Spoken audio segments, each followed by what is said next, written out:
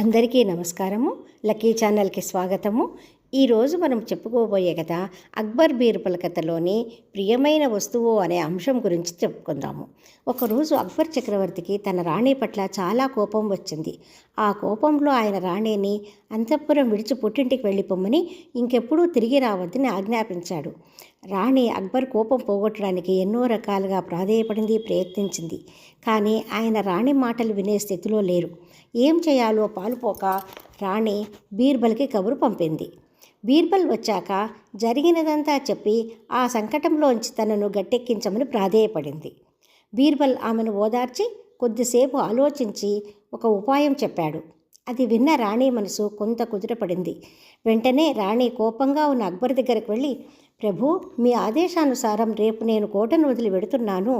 ప్రభువుల వారు అనుమతిస్తే నాకు ప్రియమైంది నాతో తీసుకువెళ్ళాలనుకుంటున్నాను అని వినయంగా చెప్పారు.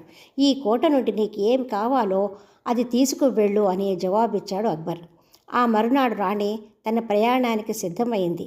అప్పుడు బీర్బల్ అక్బర్ దగ్గరకు వెళ్ళి, ప్రభు, రాణిగారు కోటను వదిలి వెళ్ళిపోవాలనుకుంటున్నారు. కానీ వారికి ప్రియమైన వస్తువు ఒకటి ఉందని, అది లేనిదే వెళ్ళలేనని అంటున్నారు అని చెప్పాడు. తనకేం కావాలో అది తీసుకుని తక్షణం ఇక్కడ నుండి వెళ్ళిపోమని చెప్పు అని అన్నారు. అలాగే జహాపన, ఆ విషయంలోనే వారు మిమ్మల్ని కలవాలనుకుంటున్నారు అని అన్నారు. సరే, రమ్మని చెప్పు అని ఆదేశించాడు అక్బర్.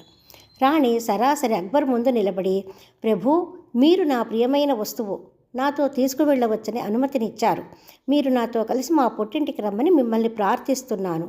మీకంటే ప్రియమైనది ఈ ప్రపంచంలో నాకు ఇంకొకటి లేదు అంది రాణి వణికే కంఠంతో.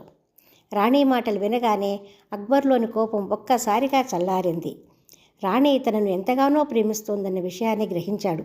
ఈ తెలివైన ఆలోచన ఎవరిదో అక్బర్కు తెలుసు. అందుకే నవ్వుతూ బీర్బల్ వైపు చూశాడు. ఈ కథ సారాంశం ఏమంటే, ఎంతటి సమస్యనైనా కూడా సానుకూల ఆలోచనలతో, సలహాలతో పరిష్కరించుకోవచ్చని తెలియచేస్తుంది.